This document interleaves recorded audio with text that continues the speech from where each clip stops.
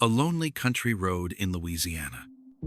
A gray, quiet morning. In the middle of that silence, a Ford V8 sits still, turned into a sheet of torn metal. Dozens of bullets have ripped through the body.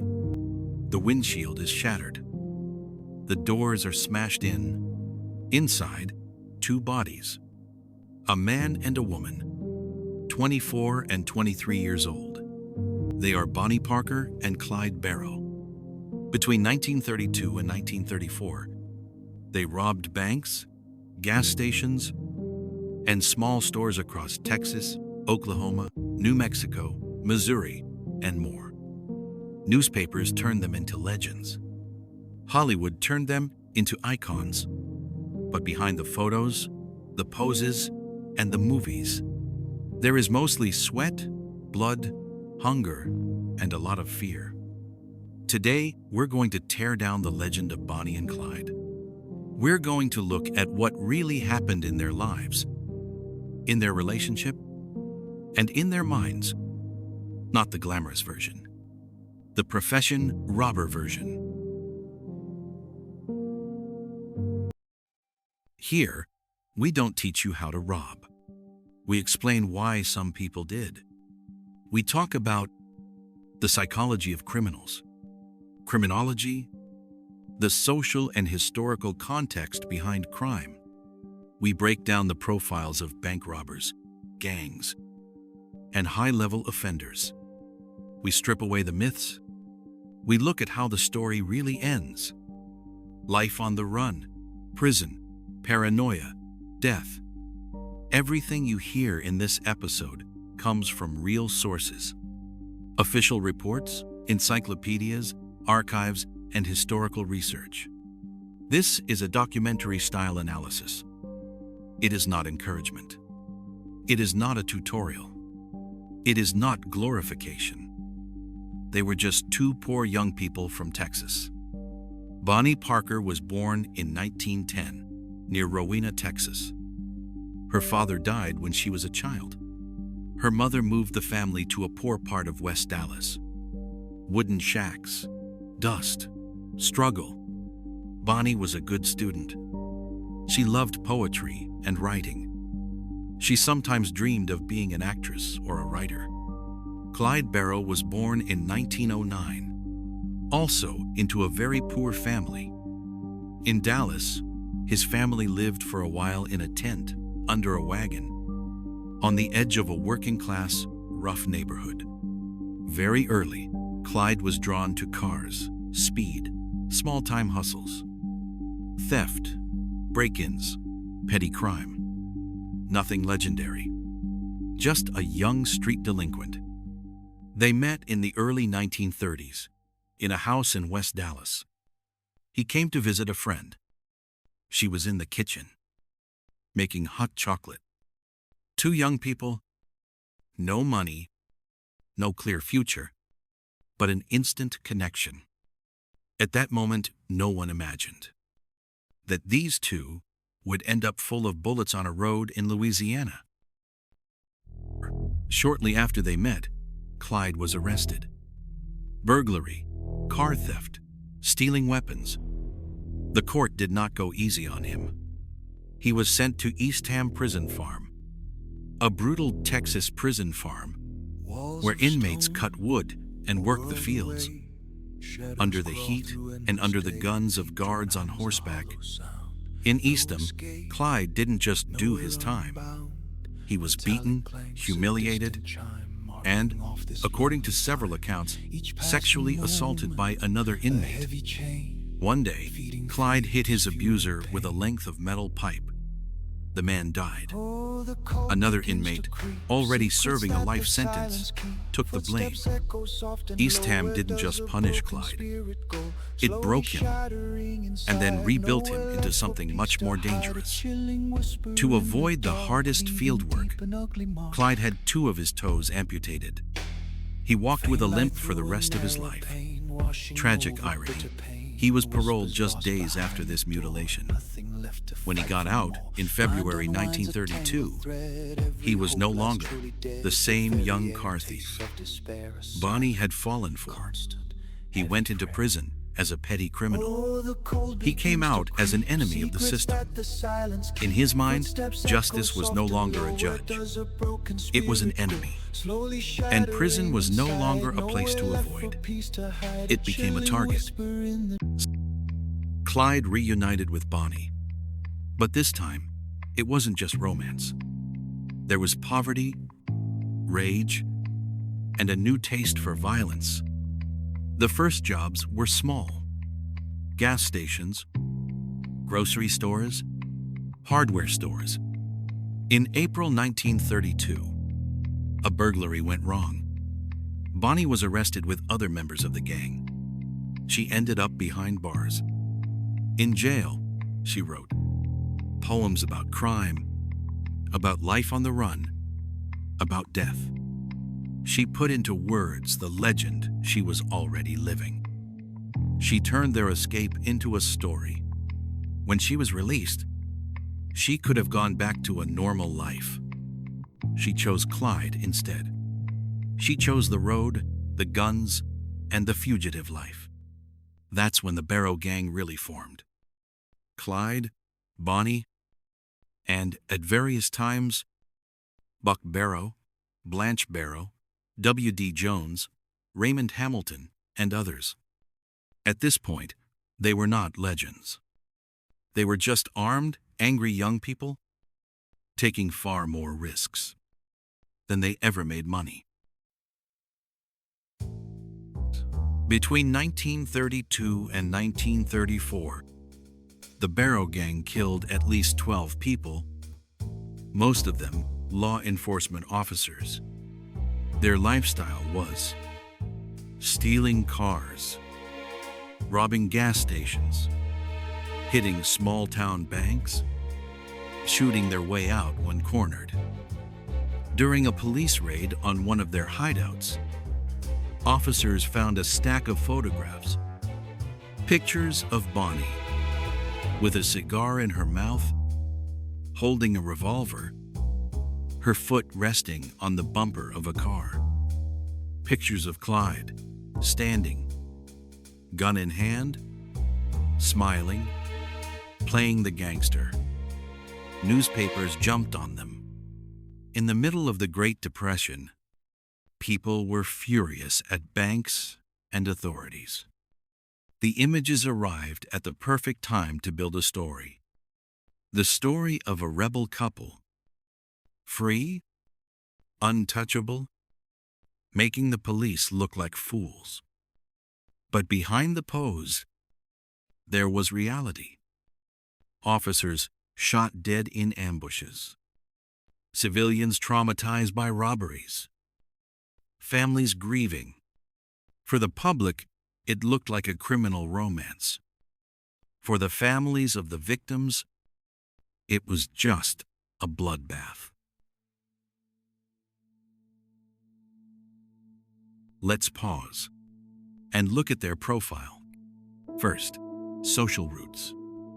They come from poverty, from a broken America in crisis, where your address can label you as worthless before you even start your life.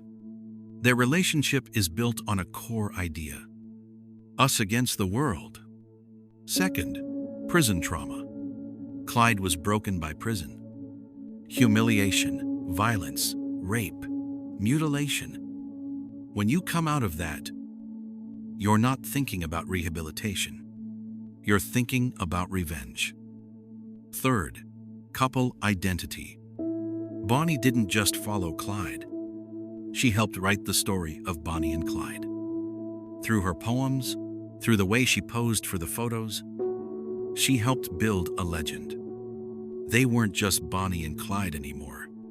They became Bonnie and Clyde, one character with two faces. In psychology, some call this co-escalation. In some couples, the two together go much further than either one would have gone alone. Fourth, invisible rewards. The money? They never had that much. What they did have was the feeling of being in control, the pride of outsmarting the police the confirmation of their myth fray. Every time they saw their names in the newspapers. The real drug was not the cash. It was the ego. In the movies, Bonnie and Clyde are always well-dressed, well-groomed, cool, almost elegant.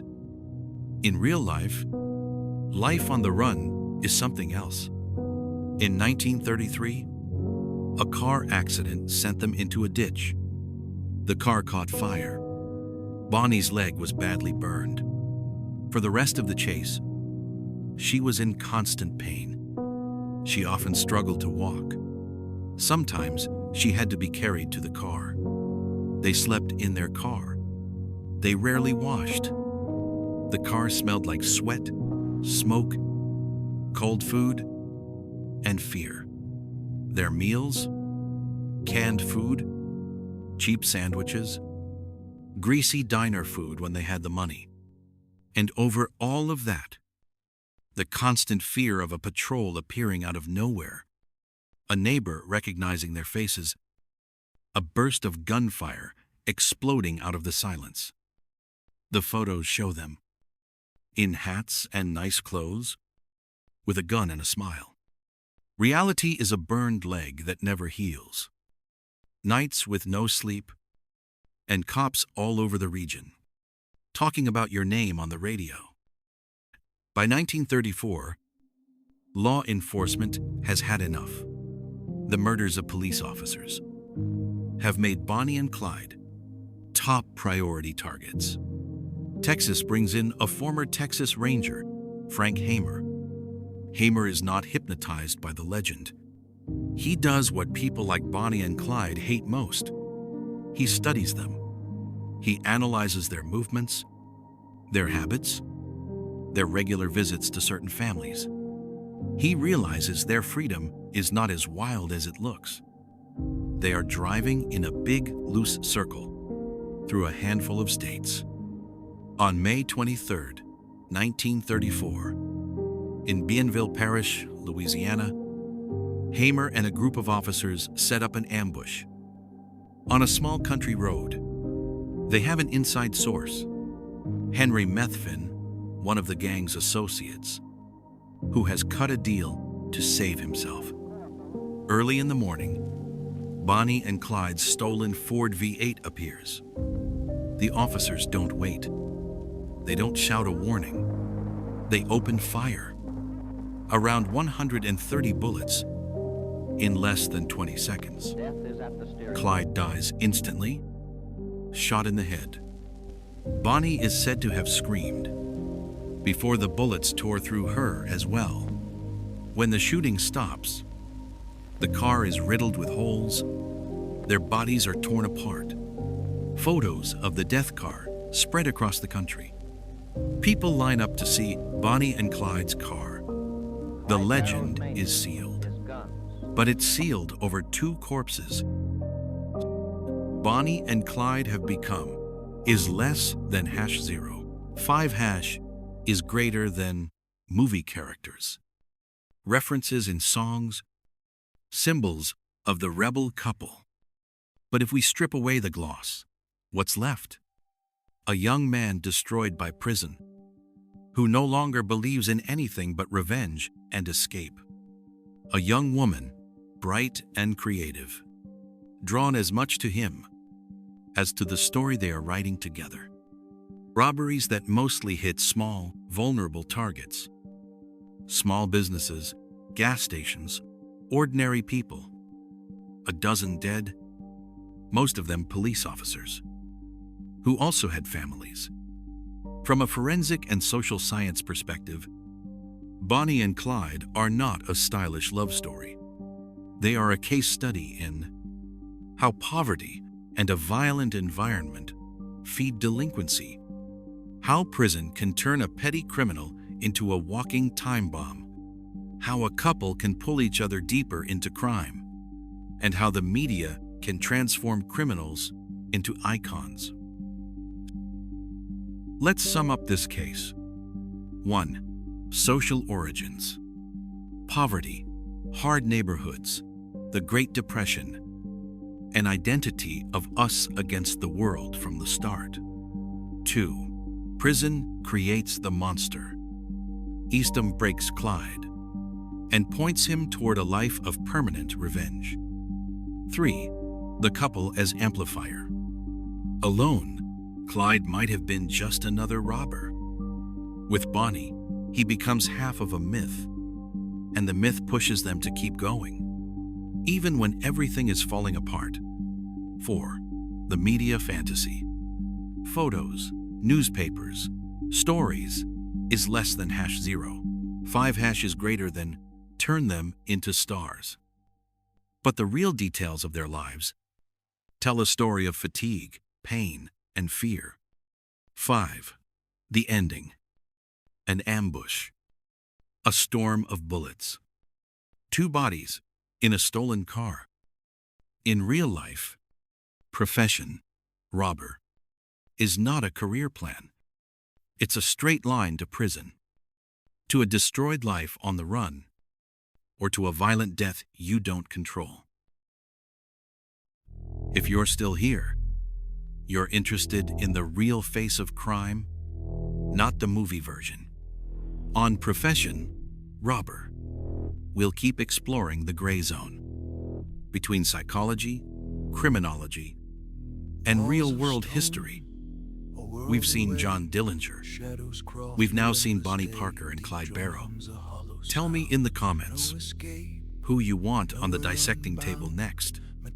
Babyface Nelson, a modern heist crew, a cartel, or a neighborhood gang? Subscribe, turn on notifications, and get ready for the next case file.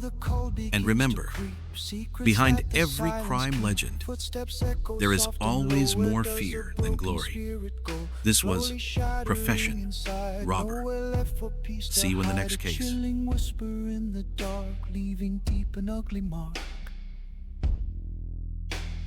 Faint light through a narrow pane, washing over bitter pain. Whispers lost behind the door, nothing left to fight for more. Mind unwinds a tangled thread, every hope lies truly dead. The very air tastes of despair, a silent, constant, heavy prayer. Oh, the cold begins to creep, secrets that the silence keep. Footsteps echo soft and low, where does a broken spirit go? Slowly shattering inside, nowhere left for peace to hide. A chilling whisper in the